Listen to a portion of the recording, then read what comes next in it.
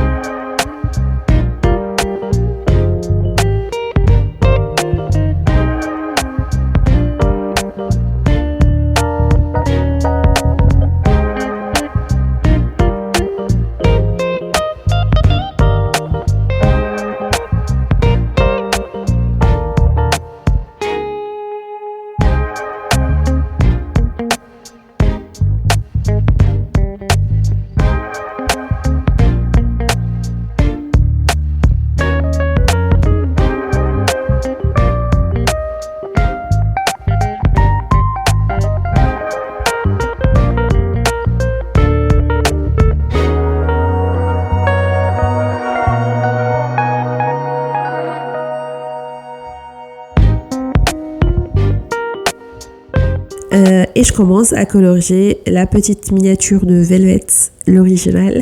Je sais pas comment l'appeler. Allez, on va l'appeler Velvet 1. Et du coup, on va commencer par elle. Je vais commencer par la peau. La peau elle va être vraiment grise et comme gris blanc, comme le dessin, quoi. ce personnage en fait me paraît, je sais pas, comme si elle est arrogante avec ses yeux là, avec sa paupière qui fait comme ça et ses sourcils.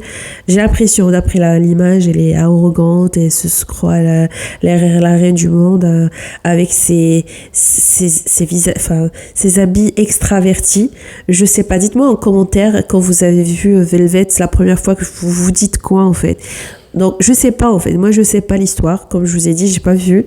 Je sais même pas si le Troll 3 il est sorti, mais d'après en fait les images, je vois une fille arrogante, une fille qui se croit la meilleure au monde, la reine de l'univers, et je vais pas dire que c'est une vilaine ou une méchante, je sais pas, mais au moins elle sera voilà une personne voilà trop arrogante quoi, et égoïste.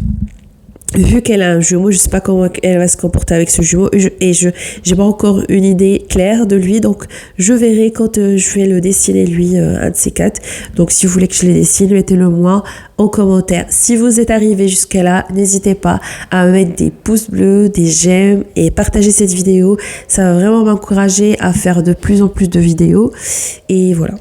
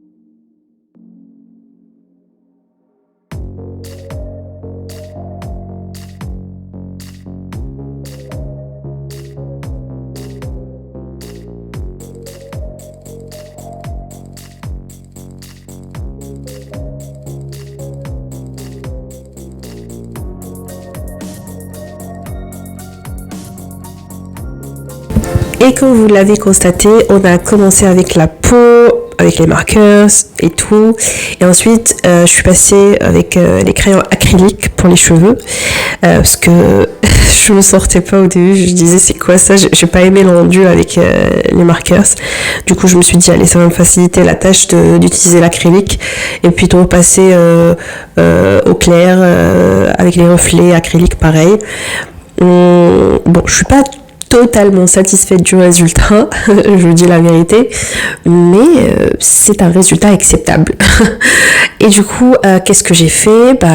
Je vais commencer à faire les petits reflets, les petits trucs qui me rendent heureuse, surtout à la fin du dessin, c'est des glitter sur les yeux, sur voilà les petits effets de lumière quoi, lumineux sur les cheveux, partout quoi.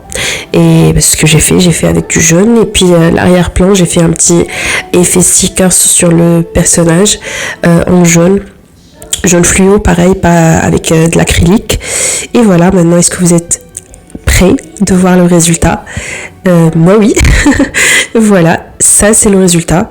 J'espère qu'il vous plaira. Moi franchement, je vais lui donner 8 sur 10. Et vous, dites-moi en commentaire. Et dites-moi si vous voulez que je vous dessine autre chose. Si vous avez d'autres idées vidéo. Si vous voulez que je vous apprenne quelque chose que moi j'ai déjà appris. Je sais pas. Ciao!